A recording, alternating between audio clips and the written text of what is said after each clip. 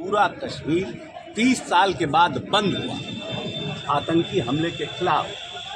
ये तो जो लोग कश्मीर के इनोसेंट लोगों को अपना साथ लेकर के एक्टिविटी करते थे, आज तो वो अलग हो गया। आज वो अलग हुआ, ये एक बड़ी अचीवमेंट है देश के।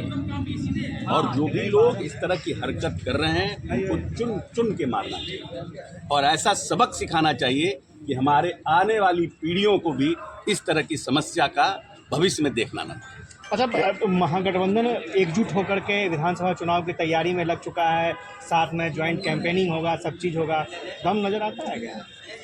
देखिए, हर लोग प्रयास करता है कि हम एकजुट हो।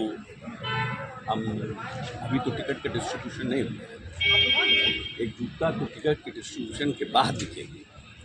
लेकिन सब लोग प्रयास करते हैं, लोकतंत्र है, इसमें तो सबको फ्री है, सबको प्रयास करना है। वो लोग भी प्रयास कर रहे हैं, लेकिन वैकेंसी नहीं। ठीक ठीक।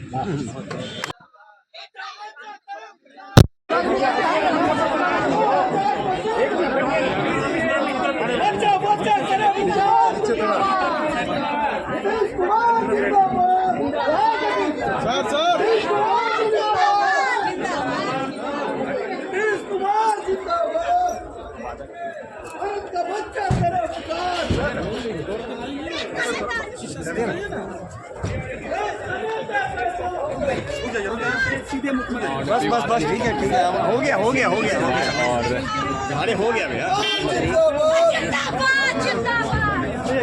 कार्रवाई होगी, विधि सम्मत जो है विकास होगा, सबका साथ सबका विकास, यही नीतीश कुमार का नारा है। सबका साथ। आज जो है विधि सभागन हुआ, सारे अधिवक्ता का संगठन है, उन्होंने पुरजोर ये किया कि विधि सारे लोग जो है अधिवक्ता लोग जो है सारा अच्छा काम करें, क्षेत्र में जाए काम करें, नीतीश कुमार जो काम किए उसका बड़ा किया जाए। इसी बात को लेकर के आप लोग को संदेश भी दिया, ये दिया कि सब जगह हमारे यहाँ क्षेत्र में जो है विकास की बात कीजिए। नीतीश कुमार घर घर जो है जो विकास किए, जल घर जल नल पानी पहुँचाए, रोड नाला किए, पुरपुरिया बनाए, इसी विकास की चर्चा हर जगह चुनाव को लेकर हुई। ये चुनाव को लेकर हुई, घर घर जाके विकास करना है। धन्यवाद। और आपके इस प्रकोष्ठ और समागम का महत्व दर्शाता है।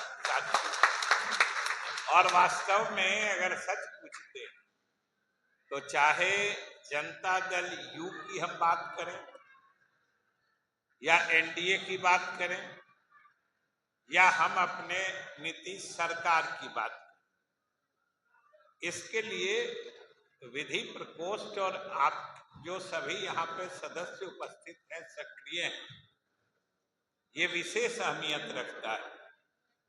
और इस मायने में आदमी ये अहमियत रखता है कि आप सोचिए कि आपके पार्टी की जो सरकार है उसका आधार क्या है, जिसको टैगलाइन कहते हैं, उसको जनता में किस तरह की पहचान हासिल है।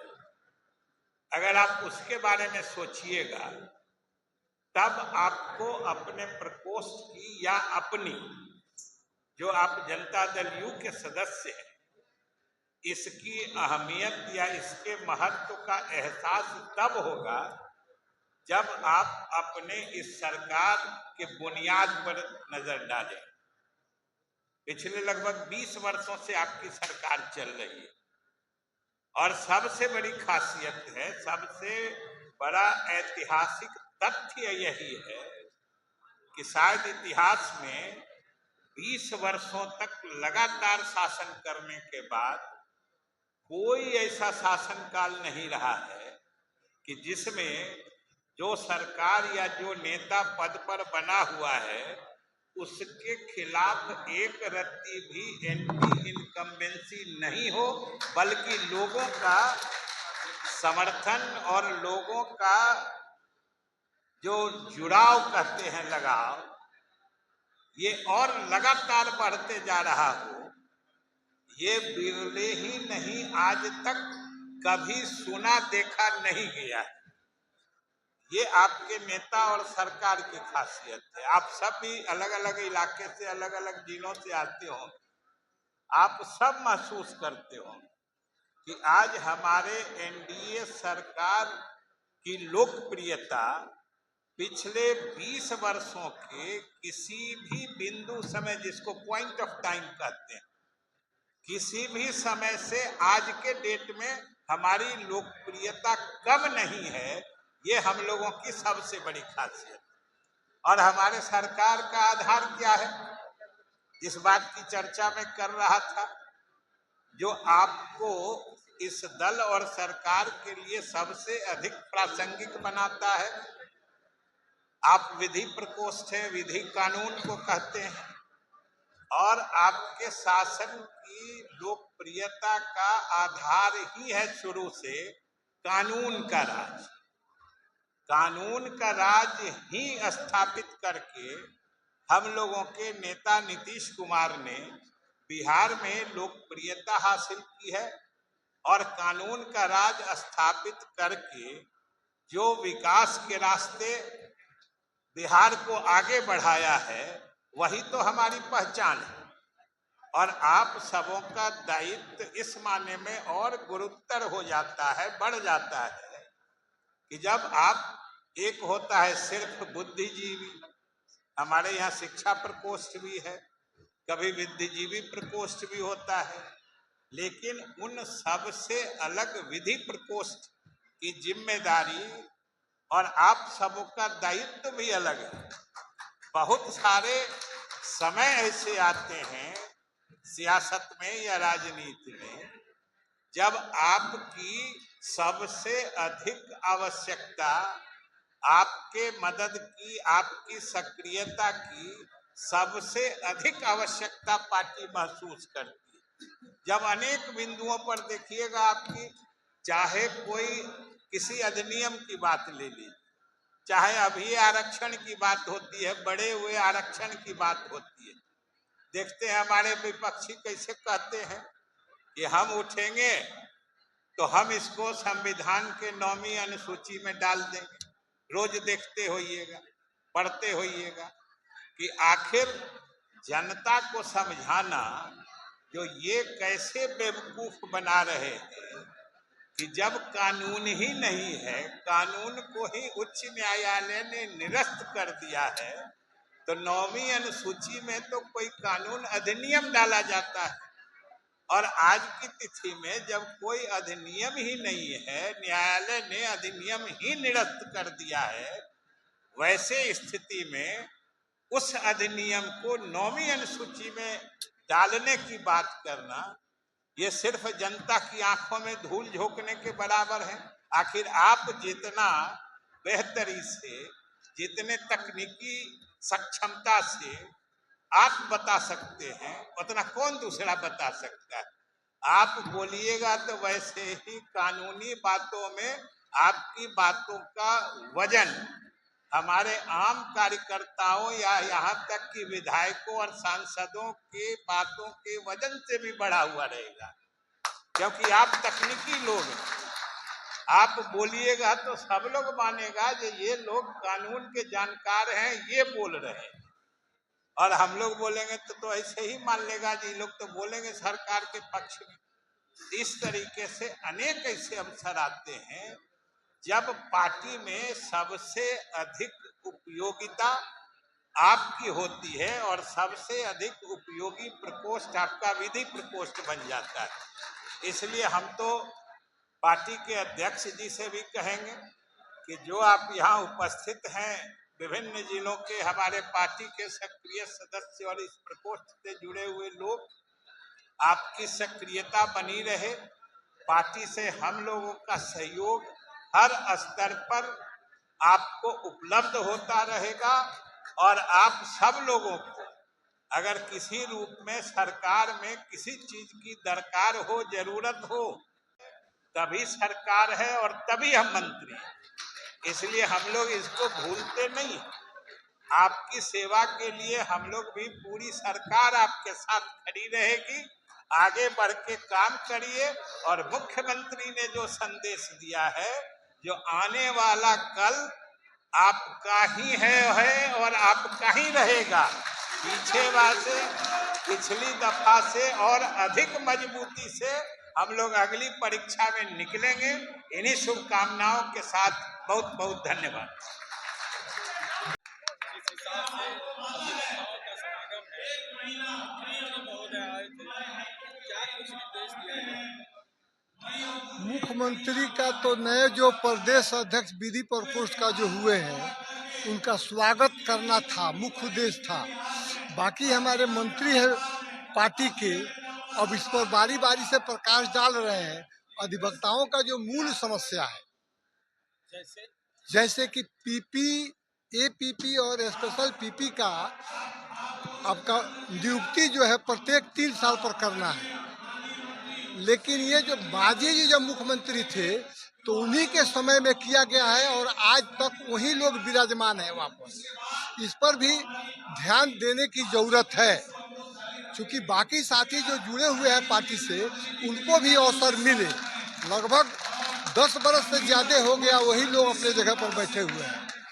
दूसरी बात है कि बहुत सारी समस्या है जो हमारी मांग शुरू से रही है। बार काउंसिल ऑफ इंडिया इस पर भी काम कर रही है, स्टेट बार काउंसिल, कि अधिवक्ताओं का सुरक्षा प्रोटेक्शन जो होना चाहिए, जी नहीं होना चाहिए। या मान लीजिए कि अगर उनका कोई सडनली किसी में अकस्मात मौत हो जाता है तो कम से कम उनको कुछ एक मुश्त राशि उनके परिवार के लिए भरण पोषण के लिए कुछ सरकार से मिलना चाहिए, सहायता रहता है।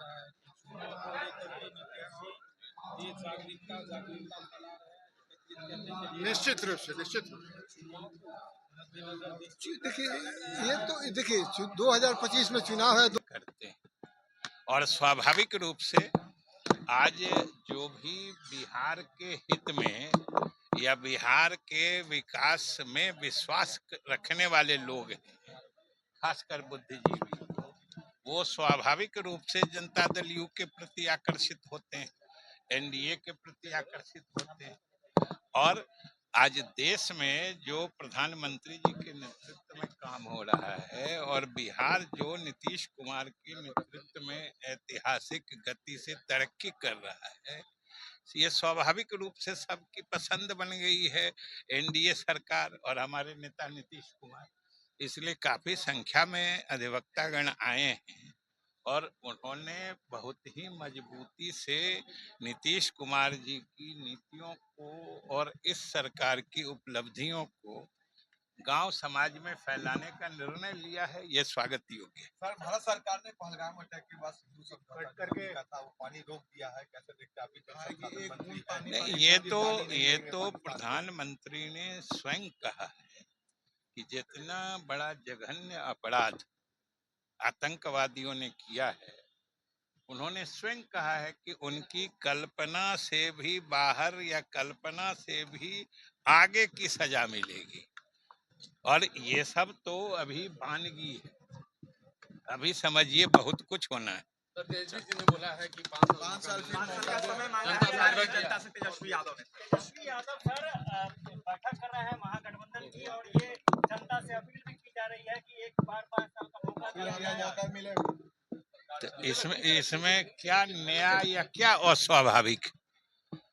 चुनाव आने वाला है, उनका एक अपना महागठबंधन है, तो बैठक होना स्वाभाविक है। और बैठक में वो क्या कहेंगे, जो एनडीए सरकार को मदद कर दीजिए सब लोग। दावा नहीं कर रहे हैं, वो तो अपील कर रहे हैं। पार्टी के विधि प्रकोष्ठ का बैठक था और हर पार्टी अपना सब जगह जो हमारा सिविल सोसाइटी है उसमें भी अपनी पैठ बढ़ाने की कोशिश करती है। तो हमारा विधि प्रकोष्ठ का ही रेगुलर मीटिंग था, इसमें सब लोग आए थे।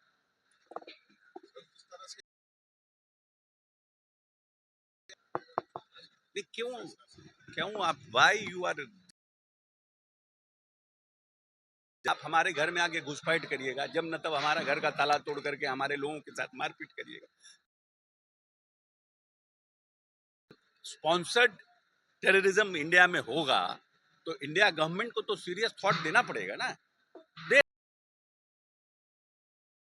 कि हमारे इंटरनल इसमें इश्यूज में इंटरफेयर मत करो।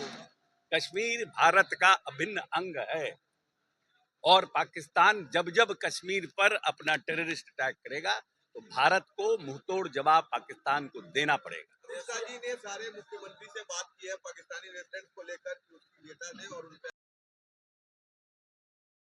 इस तरह का आप लोग नहीं, इंस्ट्रक्शन आया है, आज हम लोगों ने भी अखबार में पढ़ा, इंस्ट्रक्शन आया, फॉलो होगा, उसको फॉलो किया जाएगा। एक तो है कि इसके माध्यम से प्रचार, पाकिस्तानी सिटीजन हैं, वो इंडिया आए हुए हैं वीजा पर, they should go back, they should go back. तो उन लोग वापस जाएंगे, इससे मैसेज गया, जो लोग खुद जाएंगे। क्या है कि अगला 5 साल हमें दे बिहार में वैकेंसी नहीं है, वैकेंसी नहीं। तो जनता से आग्रह किया उन्होंने। नहीं, ठीक है, जनता से आग्रह करना तो हर पॉलिटिकल पार्टी का ये हक बनता है ना, क्योंकि आप तो एप्लीकेशन ही नहीं डालिएगा तो आप पीएचडी करिएगा कैसे?